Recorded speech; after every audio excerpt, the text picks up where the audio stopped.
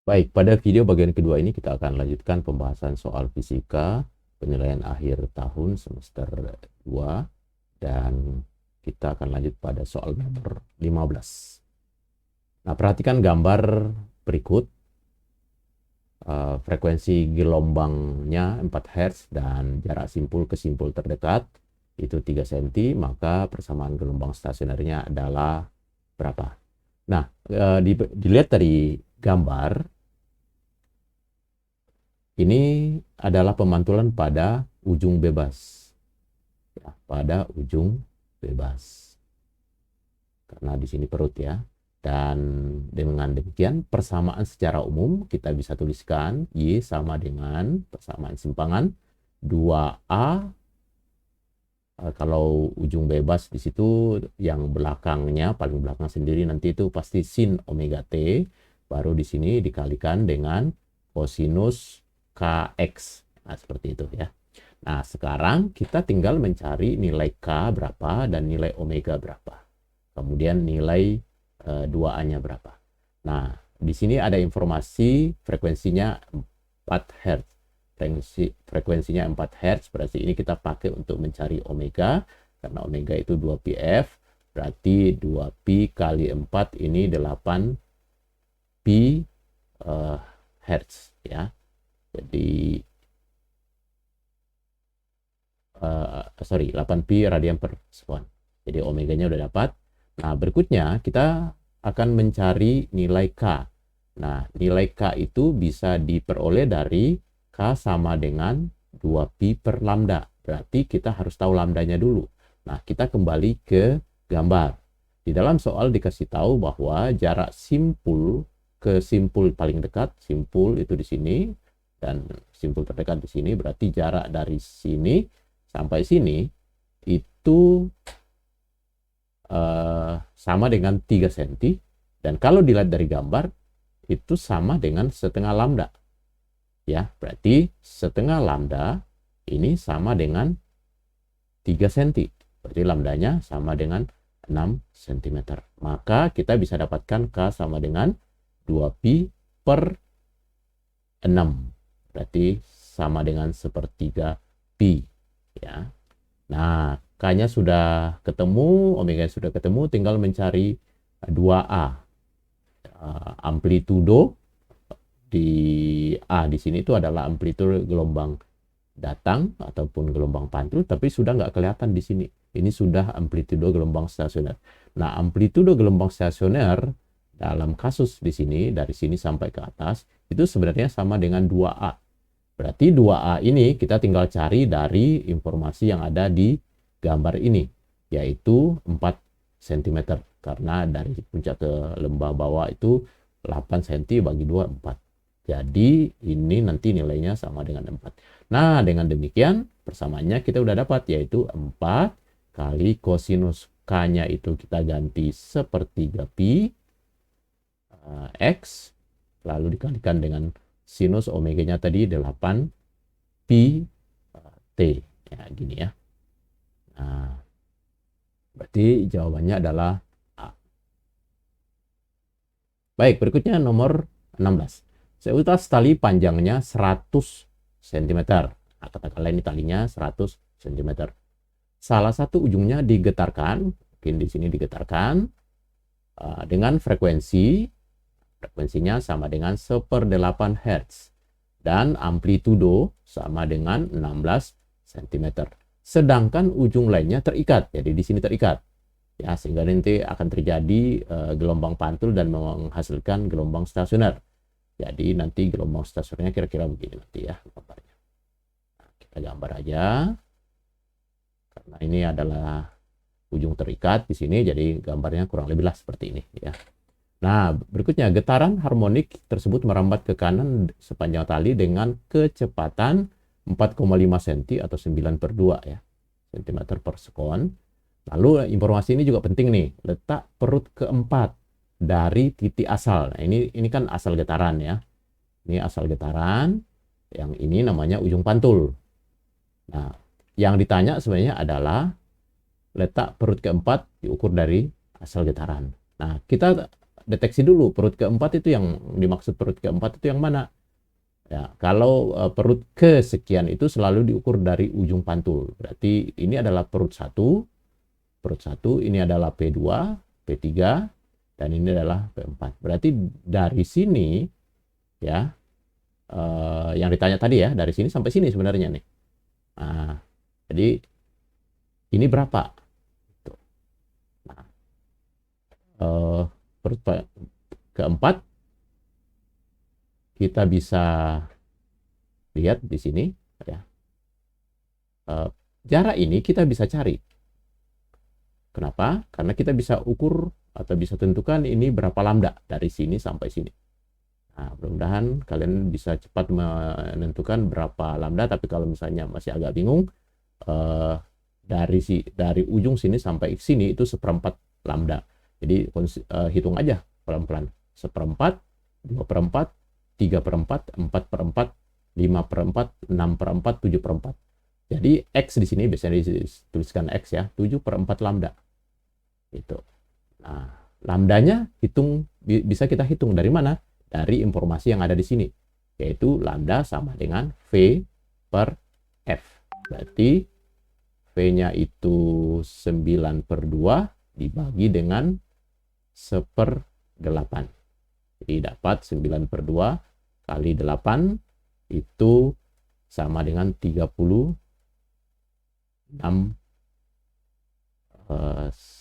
cm ya, 36 cm.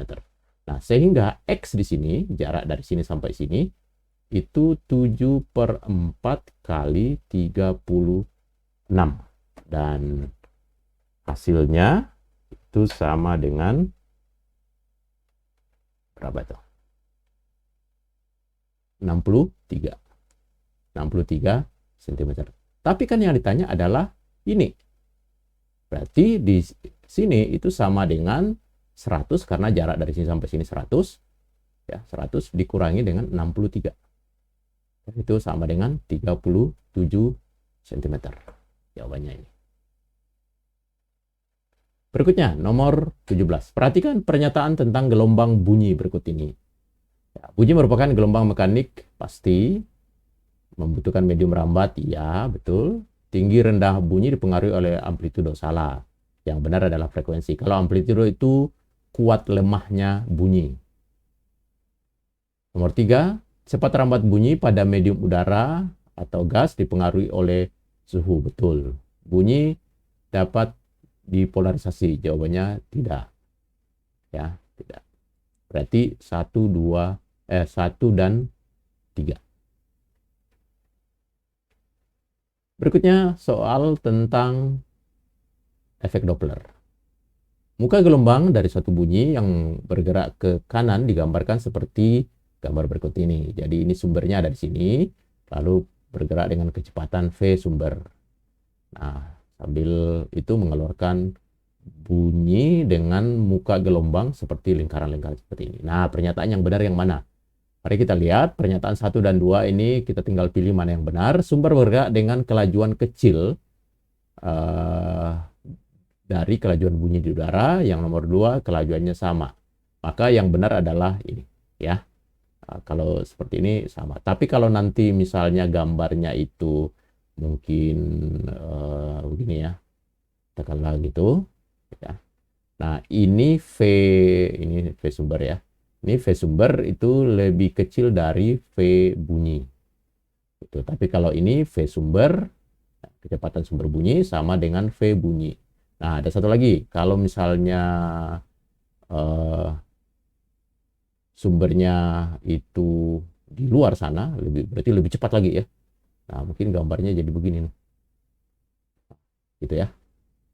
Nah, ini V sumbernya justru lebih kencang dibandingkan dengan V bunyi. Biasanya terjadi pada jet pesawat supersonik. Pesawat jet. Berarti yang benar adalah nomor 2. Lalu bagaimana dengan frekuensi?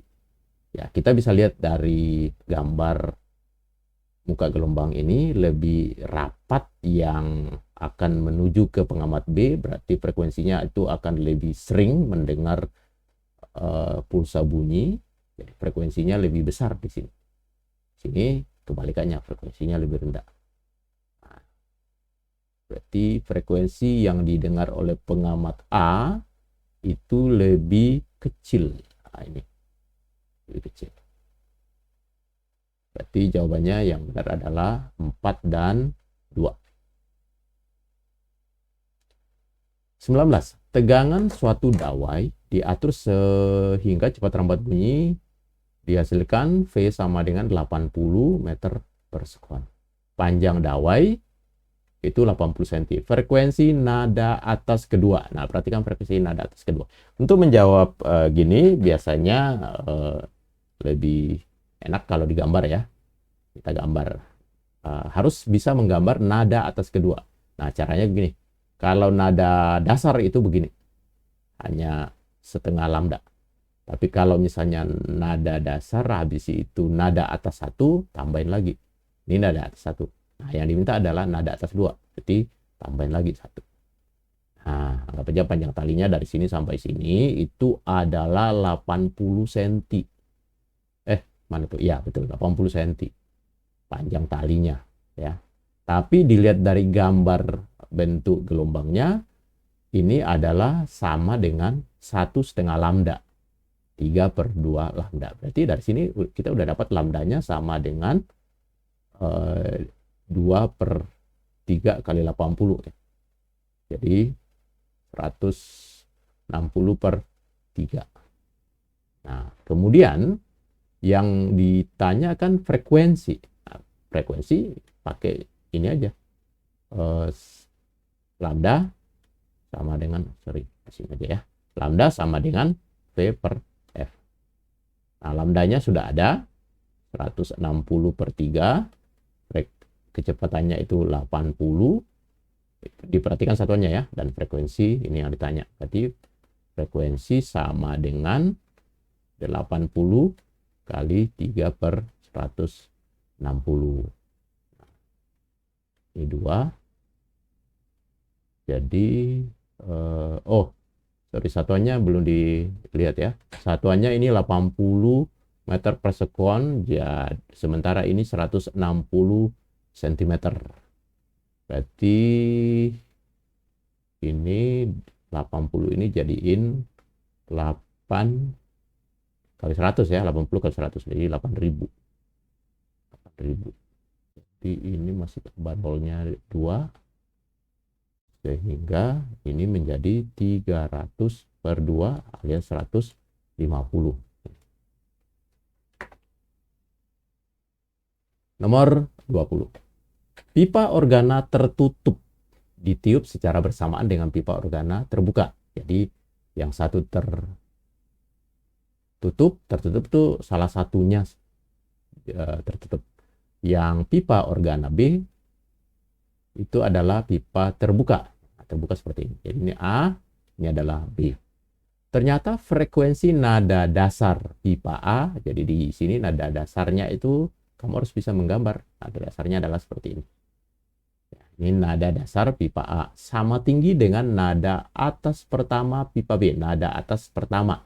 Nah, harus bisa menggambar nada atas pertama. Nada dasar itu begini, ya. Jadi sampai sini doang.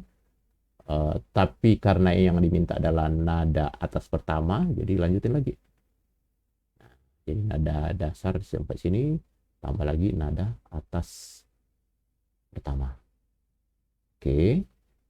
Nah, sekarang kita perhatikan, ini kita sebut aja panjang tabungnya LA atau panjang pipanya LA. Dan kalau dilihat dari bentuk gambar, ini adalah 1/4 lambda, lambda A, gitu ya. Jadi lambda A-nya sama dengan 4 LA.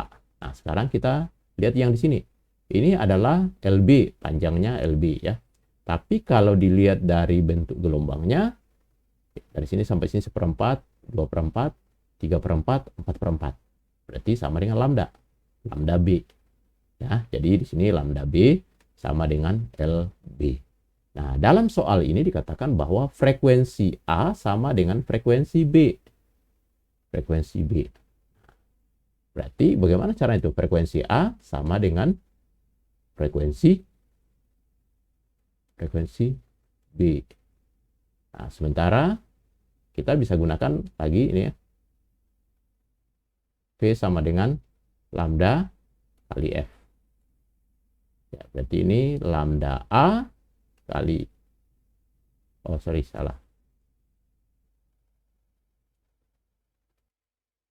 Ya, jadi frekuensi A-nya ini kita bisa ganti dengan frekuensi ya, kita ganti dengan V, tentunya VA per lambda A.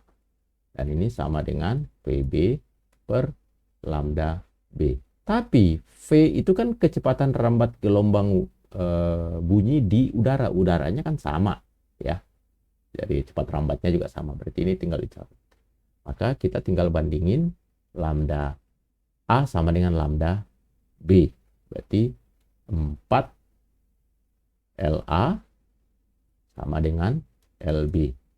Maka yang ditanya adalah perbandingan LA dengan LB itu sama dengan 1:4. 1:4. Ya, berikutnya, intensitas bunyi sebuah sumber pada jarak 2 meter adalah 1 watt per meter persegi. Jika detektor intensitas digeser sehingga intensitasnya menjadi 0,25, berarti ini digeser menjauh nih ya, makin jauh intensitasnya makin kecil masalahnya. Maka detektor telah bergeser sejauh. Jadi ada kata menjauhi ya. Menjauhi itu cuma ada 2 nih jawabannya nih. Menjauhi kalau enggak ini. Tapi mari kita coba cek ini ya. Jadi ini sumbernya, lalu mengeluarkan bunyi ke segala arah, lalu pada jarak 2 meter, ini jarak R1 ini 2 meter, ini di sini intensitasnya sama dengan 1. Intensitasnya sama dengan 1 watt per meter persegi. Nah, ketika ini digeser menjauh, maka intensitasnya berkurang, tinggal I2 tinggal 1/4 atau 0,25, 1/4 watt per meter persegi. Nah, ini dari sini sampai sini itu adalah R2. Nah, udah kita tinggal bandingin aja ya. Jadi intensitas itu kan P per A, atau ini diganti P per 4 pi R kuadrat. Jadi kita tinggal bandingin.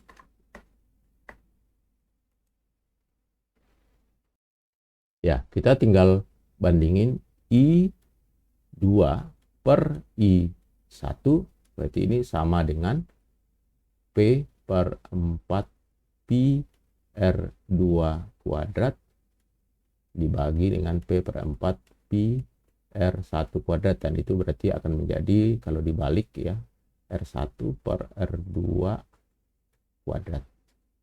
Nah, ini bisa kita isi I2 itu 1/4 dibagi dengan 1 itu sama dengan R1 per R2 kuadrat. Nah, ini kalau di akar ya ini. Jadi ini akan menjadi, ini di akar, berarti ini menjadi 1/2 sama dengan R1 per R2. Nah, R2-nya bisa dapat dari sini ya.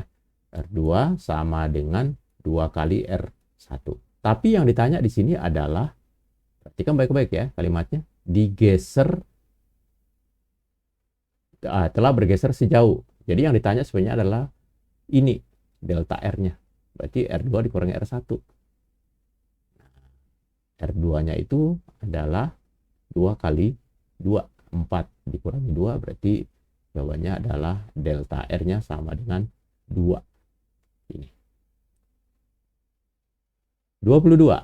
Cahaya tak terpolarisasi dengan intensitas I0 masuk ke dalam 2 buah polaroid ya, saling tegak lurus. Nah, kalau saling tegak lurus begini, lalu satu datar begini tegak lurus, sebenarnya yang keluar, atau saya gambar ini satu kemudian di sini satu gitu ya.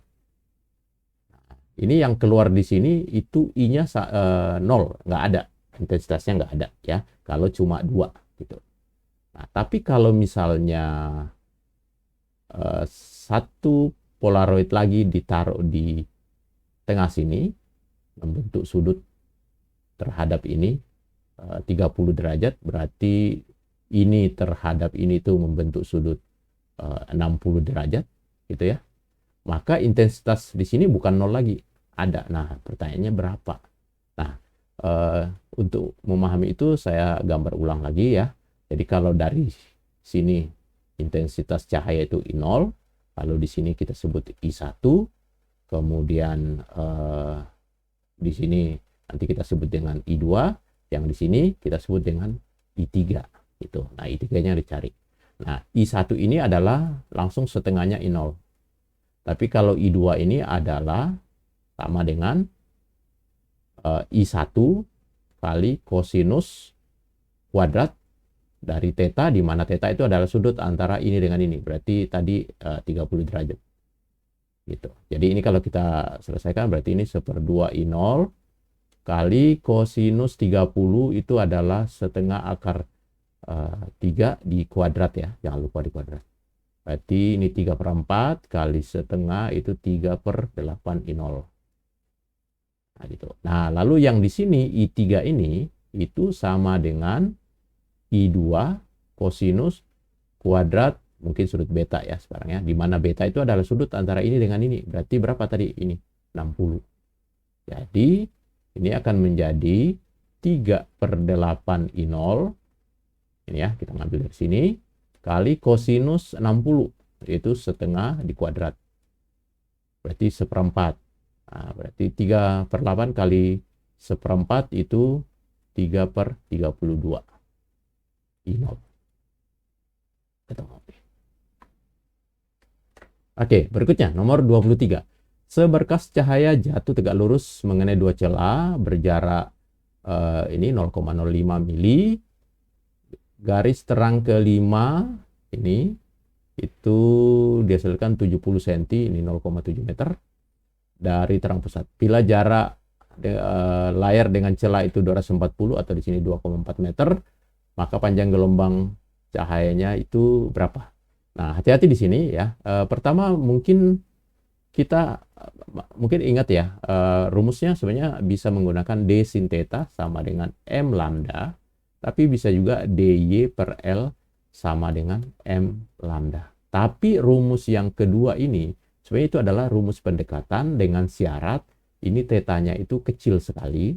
Biasanya batasannya kurang lebih sekitar paling besar 15, sekitar itu ya. Lebih kecil lebih baik lagi. Tapi ada yang sampai ambil 15 gitu, atau 10 biasanya. Nah, berarti kita harus cek dulu nih ya.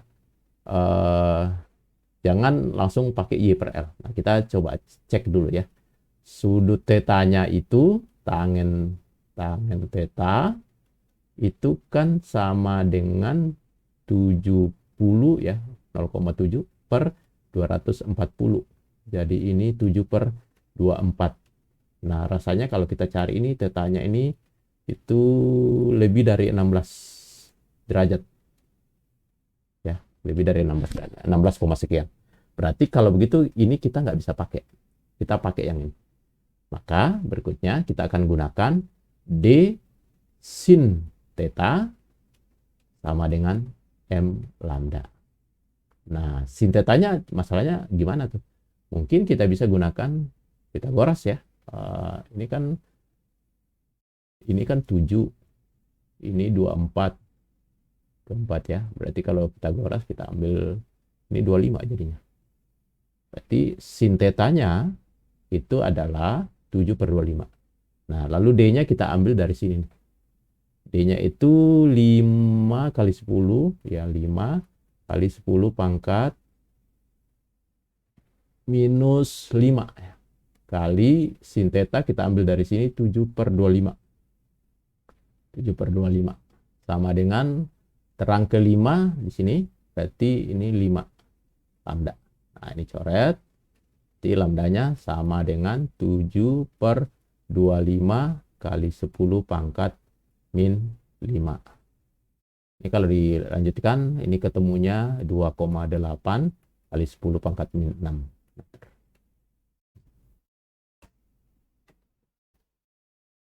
Ya, yang berikutnya, jika seberkas cahaya monokromatik diarahkan pada sebuah kisi mempunyai garis-garis 10⁴ garis per sentimeter, nah, ini dipakai nanti untuk mencari D ya, dari D sama dengan 1/n. Jadi ini 1/10⁴ garis per sentimeter, berarti ini jadi sentimeter. Atau ini menjadi 10⁻⁴ meter. Itu jarak antar celahnya. Nah, kemudian garis terang pertama terjadi pada sudut deviasi 30. Tetanya 30, maka panjang gelombang cahaya yang dipakai adalah, kita gunakan D sin theta ya, karena sudutnya kan lebih dari 15. D sin theta sama dengan M lambda. Nah, D-nya kita ambil dari sini, 10⁻⁴ senti. Ini ya, sentimeter ya tadi ya.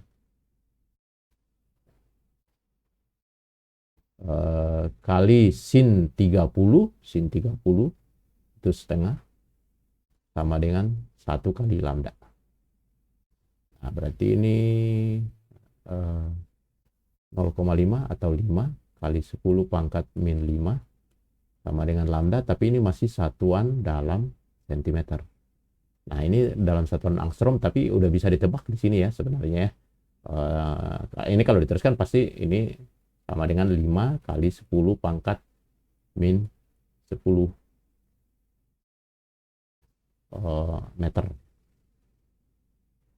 Dan itu berarti sama dengan, maaf, 5.000 ya. Ini 5.000 kali 10⁻⁻10 meter, dan itu berarti sama dengan 5.000 angstrom. Ini adalah sama dengan angstrom.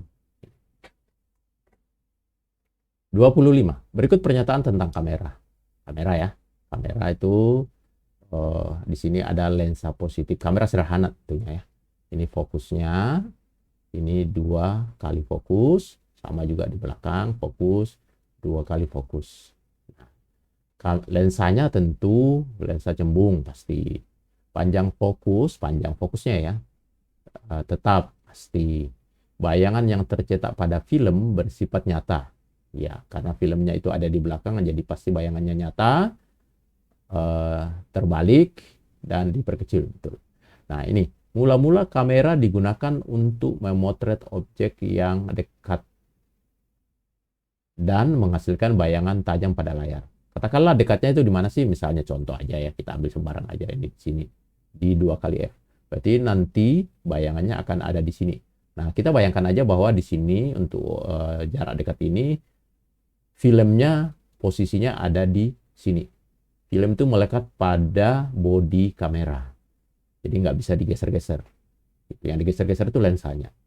Sekarang kalau kamera ini kita akan pakai untuk memotret benda yang lebih jauh di sini ya. Jadi tadinya dekat, sekarang menjadi jauh, maka sebenarnya bayangannya itu juga bergerak ke mana? Ke kiri. Jadi bayangan yang di sini itu bergerak ke kiri.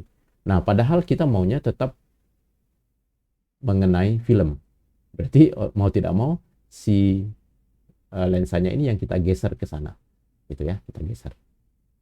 Istilahnya kalau jauh banget itu bayangannya jatuh di fokus, berarti fokusnya ini harus ditempatkan di film. Nah, filmnya kan sudah kadung melekat di body, jadi berarti lensanya yang harus digeser ke sana.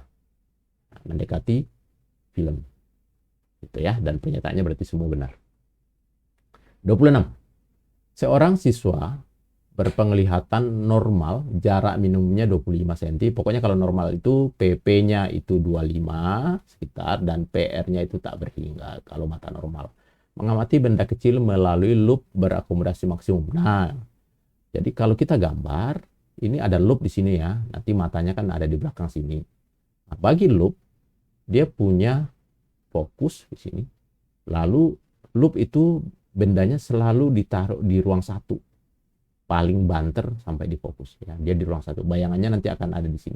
Nah, kalau kondisi mata ini, mata normal ini katanya akomodasi maksimum ya, maksimum, berarti ini akan diatur si lensa ini, si loop ini, entah fokusnya yang diatur, entah SO-nya yang diatur, supaya bayangannya ini tepat berada di PP-nya si mata tersebut supaya dia akomodasi maksimum.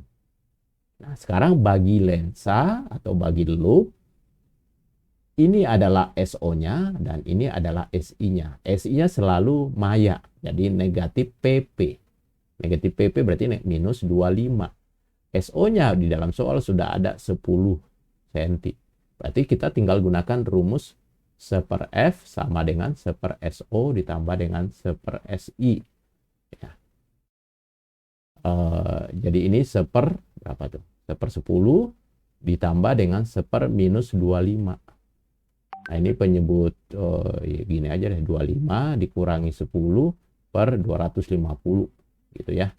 Jadi berapa tuh? 15/250. Dan ini adalah dibagi 5, 3/50. Nah, itu 1/F. Berarti fokusnya sama dengan 50/3. Dan itu sekitar 16, sekian ya. 2/3 kalau salah ini ya. Berarti ini benar. Nah, kekuatan lensa itu tinggal ambil 100 dikali dengan 1/F atau biasanya ditulis 100/F. Berarti 100 dikali dengan 1/F itu adalah ini 3/50. Jadi coret-coret, nah ini 2, maka kekuatan lensanya sama dengan 6 dalam satuan dioptri. Kemudian perbesaran sekarang. Perbesaran bayangan dari loop itu adalah PP/SO. Nah, PP-nya berapa? 25. SO-nya tadi udah ada 10. Berarti 2,5. Berikutnya, perbesaran bayangan menjadi 2 kali saat pengamatan tanpa akomodasi. Nah, saat pengamatan tanpa akomodasi, kalau ingat teorinya dasarnya secara gampang, ya, mata itu kalau rileks atau tanpa akomodasi, bayangannya atau benda, bayangan dari loop ya, yang akan dilihat itu ditabrik ke sana. Berarti bagi loop, benda itu harus ditaruh di fokus gitu, supaya bayangannya nanti tak berhingga sana, sehingga bayangan tak berhingga ini bisa dilihat secara rileks atau tanpa akomodasi oleh mata normal. Berarti perbesarannya itu akan menjadi balik ke yang tadi ya, PP/SO. PP-nya tetap 25, SO-nya sekarang karena benda harus ditaruh di fokusnya loop, berarti per berapa? Fokusnya tadi udah dapat ya. Fokusnya berapa tadi, mana? Fokusnya itu 50/3. 50/3. Berarti perbesarannya adalah 25 kali 3/50. Ini menjadi 3/2 atau 1,5. Ini belum benar. 1, 2, 3. 27. Panjang fokus lensa objektif dan okuler sebuah mikroskop berturut-turut 2 cm dan 5 cm. Oke, jika untuk mata normal, nah lagi-lagi mata normal ya, PP-nya 25, PR-nya tak berhingga. Tapi dia bilang tanpa akomodasi. Jarak lensa objektif dan okuler itu 27. Jadi kalau saya gambar dulu ya, begini ya. Ini adalah OB, di sini adalah OK. Kasih ininya dulu, fokus, ini 2F, ini fokus, ini 2F dari objektif. Nah, untuk mikroskop, benda itu selalu ditaruh di ruang 2.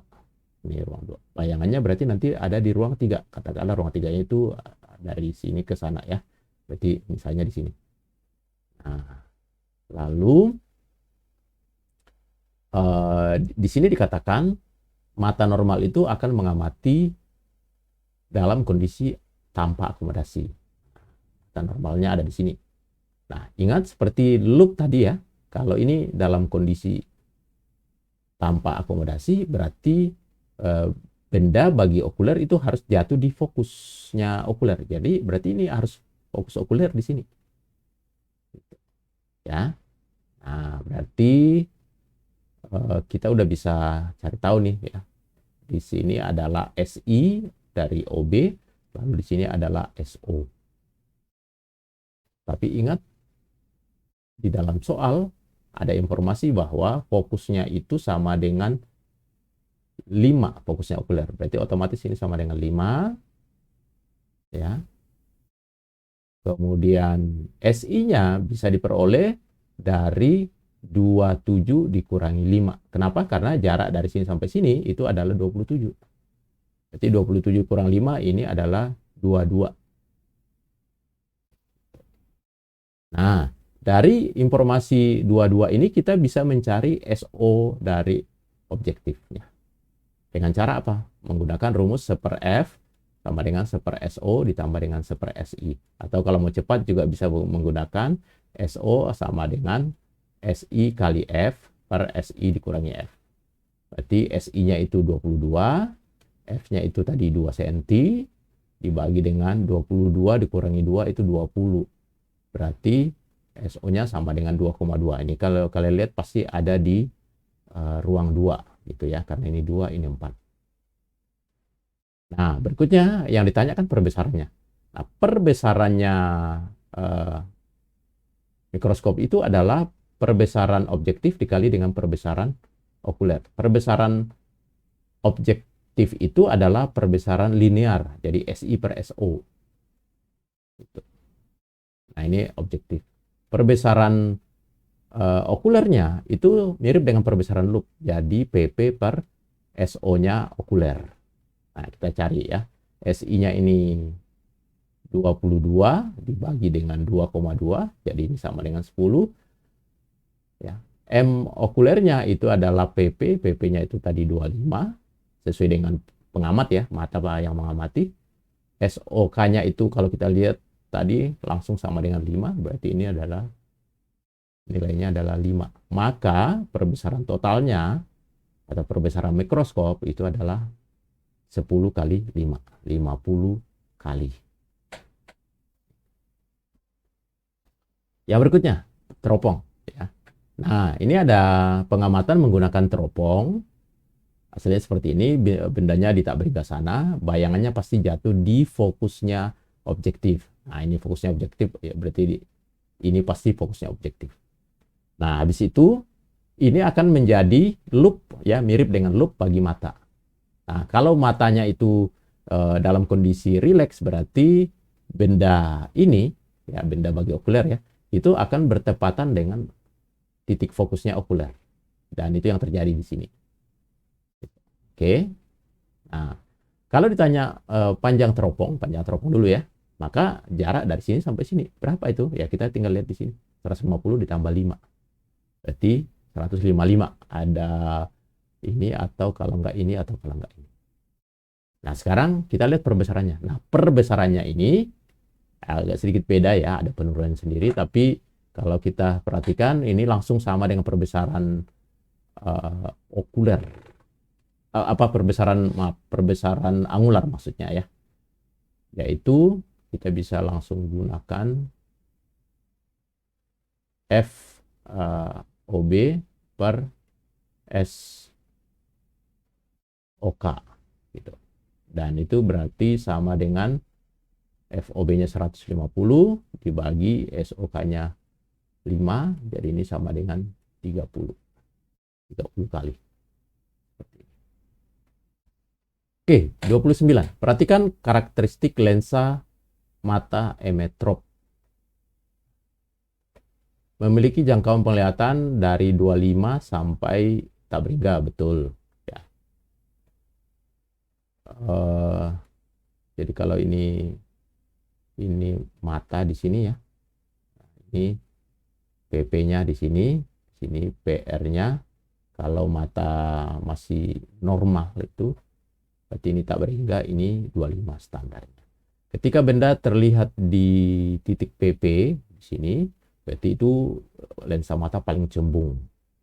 Udah nggak bisa mencembung lagi karena sudah ototnya sudah nggak kuat gitu ya. Nah, ini namanya akomodasi maksimum. Ketika benda di PR sini, berarti ini lensa mata paling pipih.